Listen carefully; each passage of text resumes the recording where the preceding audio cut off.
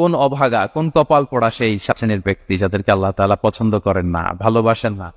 এই মর্মে তিনি কালামুল্লাহ মাজিদে ঘোষণা দিয়েছেন এবং আমরা সতর্ক হওয়ার চেষ্টা করব এই বৈশিষ্ট্য যেন কশিনকালেও কবু আমাদের মধ্যে না আসে।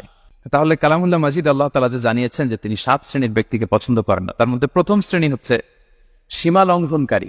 আরবিতে বলে আল মুআতাদুন। সীমা লঙ্ঘনকারী ব্যক্তিকে আল্লাহ তাআলা পছন্দ করেন না। সীমা লঙ্ঘনকে তিনি মোটেও পছন্দ করেন না। এবং মজার ব্যাপার হচ্ছে আল্লাহ কেউ কোনো অন্যায় করলেই সাথে সাথে পাকড়াও করেন না, কেউ ভুল করলেই আযাব দেন না, কেউ নাফরমানি করলেই আযাব পাঠান না। আল্লাহ অনেক সময় দেন, অনেক সময় দেন, শুধরে যাবার অনেক টাইম সে পায়। তারপরও যখন সে লিমিট ক্রস করে তখন আল্লাহ ধরে।